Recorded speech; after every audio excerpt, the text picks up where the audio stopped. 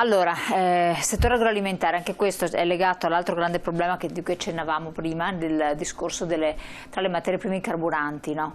Questo pesa su qualsiasi ambito, perché quando il pieno di un tir viene il doppio, letteralmente, no, più del doppio. Rispetto a prima, il trasporto diventa rilevante, anche muovere un mezzo pesante o trasportare qualsiasi bene è costosissimo.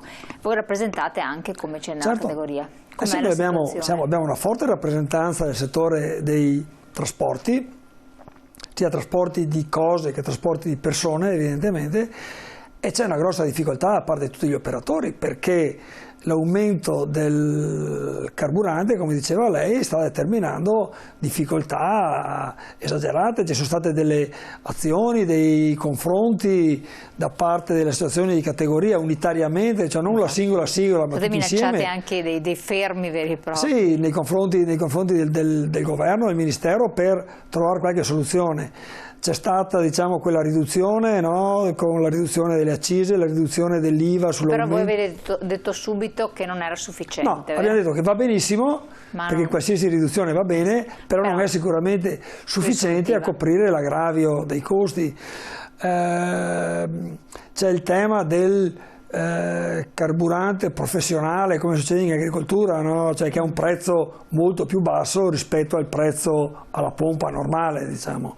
Cioè, anche lì l'aumento del costo. Allora, il trasportatore che si vede aumentare il costo del gasolio o chiude l'attività o aumenta il prezzo del proprio servizio. Aumentando il prezzo del proprio servizio nei confronti dell'utilizzatore, il materiale che viene trasportato chiaramente viene a costare di più, perché il trasporto è costato di più. Nel settore agricolo è così, ma a grande scala abbiamo visto l'aumento grossissimo del costo della logistica dei container, ad esempio, trasportati via nave, che sono cresciuti di non so quante volte, creando quindi notevoli contraccolpi sui costi dei materiali trasportati. Questo succedeva per i container che partivano magari dalla Cina o dai paesi dell'est, dell'Oriente, e arrivare qui da noi, e lo stesso succede anche ai camion che girano per le nostre strade, e questo è un grosso problema, evidentemente. Il settore agroalimentare, anche questo sta risentendo? Sì, il settore agroalimentare diciamo che è uno di quelli che è più colpito in questo momento anche dai problemi legati alla guerra in Russia, per certi aspetti. Perché? Sì, però anche lì ci sono 10 e 20%, no? Non è tutto che venga No, però noi abbiamo rilevato, e l'avevamo detto già nel momento in cui c'erano i panettoni di Natale, un grosso aumento del costo del grano, ad esempio. Perché noi non siamo autosufficienti come produzione in Italia. Abbiamo una produzione di grano duro per fare la pasta, ma non abbiamo produzione sufficiente in maniera particolare del grano tenero. E lo importiamo. Uno dei granai per noi era sicuramente la Russia, l'Ucraina, i paesi dell'est comunque. In questo momento da lì però i motivi non arriva niente, ed è evidente quindi che i prezzi aumentano, e aumentano quindi anche nella produzione finale, che può essere poi il pane, la pasta, i prodotti alimentari che tutti noi mangiamo, diciamo, no? Quindi questo è un problema da una parte. Dall'altra l'agricoltura usa anche i carburanti per far andare avanti i trattori, i mezzi, e l'aumento dei costi, come si diceva prima, per i trasporti determina un problema anche nella produzione. Adesso abbiamo anche un problema della siccità che si è aggiunto in quest'ultimo periodo. Diciamo, l'agricoltura non è il nostro settore ovviamente, però di riverbero arriva anche a noi, perché abbiamo delle aziende che ci lavorano come con i prodotti agricoli. I fertilizzanti tantissimi arrivano appunto dalla Russia, dall'Ucraina, anche questi.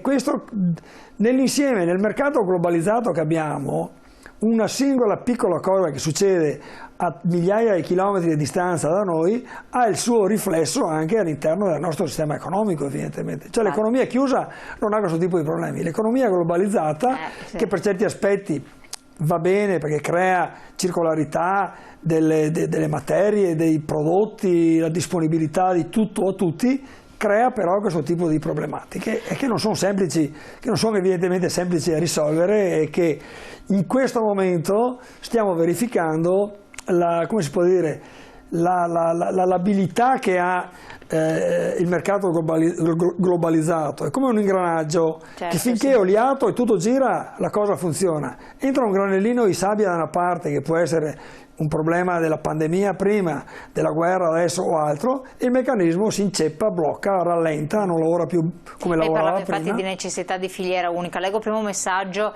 che era arrivato, che non sono riuscita a leggere, vediamo se lo mettiamo in onda, eccolo qua. Ma perché tutti gli aumenti alla fin fine li paghiamo noi consumatori, mentre le aziende risolvono tutto aumentando i prezzi dei loro servizi, per cui sono a posto? Questo è il problema del quale si parlava prima. Ci rendiamo conto che tutti gli aumenti purtroppo vanno a ricadere sull'utilizzatore finale, perché o l'impresa lavora in perdita, ma non può farlo per un breve periodo, ma altrimenti cade il principio per il quale l'impresa sta in piedi. Se io spendo 10 e ricavo 9 o 8, nel giro di poco chiudo baracca e burattini, perché non posso più andare avanti.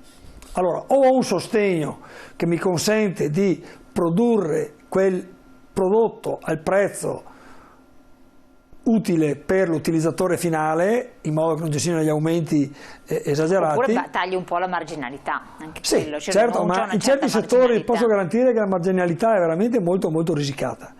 Certi settori hanno marginalità anche importante, ma in alcuni servizi, in alcuni settori, la marginalità è veramente... Però io mi chiedo una cosa, lei ha ragione, eccetera, ma rifacendomi un po', riflettendo sul messaggio che era arrivato prima, che però ormai è una cosa frequente, un pourparlers che si fa con tutti. Chiamo l'elettricista, chiamo l'idraulico, chiamo sto benedetto artigiano che deve mettere a posto la porta di un armadio anziché un'altra cosa, un buco, un tubo, insomma l'artigiano.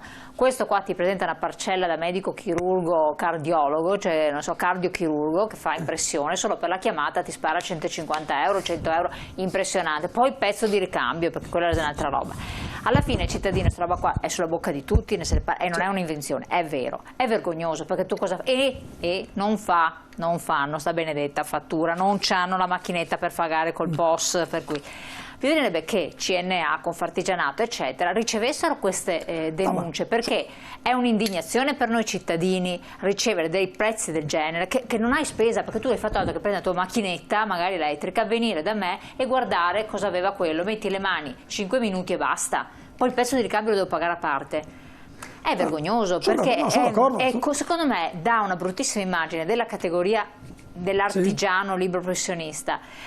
E poi succede, secondo me, quello che è successo col settore dell'edilizia tanti anni fa. Hanno costruito tanto, hanno costruito male, e poi c'è stata una diffidenza giustificatissima nei confronti di tutti quelli che erano i costruttori. Si sono messi a piangere, si sono disperati, hanno chiuso tantissime imprese, il settore è andato in blocco, ma così si rischia, cioè che si creino nuovi professionisti che sobbarcano gli artigiani, si improvviseranno, ma almeno il problema te lo risolvono, e già ci sono, quello che fa tutto, no? Il classico straniero, adesso arriveranno gli ucraini, si metteranno da parte, e poi l'artigiano si metterà a piangere e dice ma io che sono qualificato, ma tu mi hai fregato fino a ieri. Cioè, faccio un'osservazione, leggo un attimo, scusi, il messaggio che era arrivato velocissima della regia, se me lo mettono in onda, che non ho avuto modo di leggerlo. Eccolo qua, pronti? Vediamo se riescono a trovare, eccolo qua. Perché gli stipendi non seguono l'andamento dei prezzi? Stiamo creando una popolazione sempre più povera, ma poi qualcuno si sveglierà e ci saranno le conseguenze. Buona sostanza è questo, prego. È vero, no, ma cioè, puoi controllare in questi... L'ultimo messaggio è verissimo, e ne stavamo parlando anche prima. La professionalità degli artigiani chiaramente è un aspetto sicuramente importante, e l'operatore corretto dovrebbe comportarsi in maniera corretta. Ma perché non lo fanno? Ecco, probabilmente io dico, per esperienza personale, nei piccoli paesetti in giro la cosa funziona meglio, probabilmente in città la situazione è più complicata, quello che mi viene da dire. Per quel che riguarda noi come associazione, cerchiamo di fare anche la formazione ai nostri associati, dando le indicazioni nel modo con il quale devono comportarsi, come devono agire. Poi, come si diceva prima, in tutti i settori c'è chi vuole approfittarne di più e si comporta in maniera scorretta, ma le lamentele a parte del cittadino non posso che essere d'accordo dal punto di vista per chi si comporta in maniera così scorretta. Non sono convinto che siano tutti quanti così. Però sono quelli che si muovono per le case dei privati cittadini, che sono la nostra emergenza, che intervengono, come diceva lei, per la caldaia, cioè. Non è che si scherza. Io mi sono confrontata con tantissime persone trasversalmente, non di questa regione soltanto, ma se andiamo a Milano poi si strappano i capelli, e vedo che è così, salvo eccezioni. Lì la situazione potrebbe avere uno sblocco, un chiarimento, facendo che delle tariffe uniformi, no? Cioè, un intervento di idraulico sono 50 euro per la chiamata, però dopo il pezzo di ricambio. Si sa che è così e così va bene. Certamente non siamo noi come associazione che diciamo ai nostri associati di non fare la fattura o di non avere... No, ma siccome fanno, ma voi lo sapete, insomma, che c'è questa... No, purtroppo, sicuramente è un...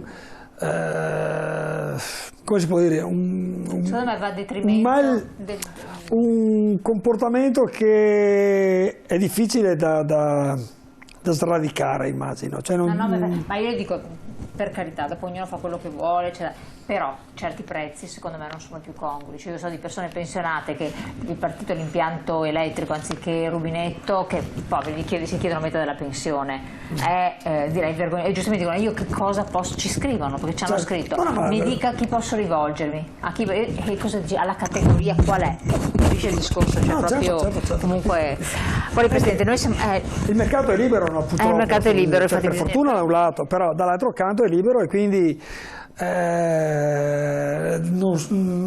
ho elementi per dire cose diverse rispetto a questo. Ci sarà un'evoluzione. Posso essere d'accordo, perché come cittadino anch'io, se chiamo qualcuno a casa che mi fa un lavoro evidentemente di questo tipo, posso dire questo tipo di conseguenze qua, si fa il segno della croce. Presidente, il tempo è volato, ne parleremo ancora insieme, visti i vostri dati dell'osservatorio che sono sempre molto interessanti. Grazie ai telespettatori di aver partecipato, grazie, buon proseguimento, ci vediamo domani.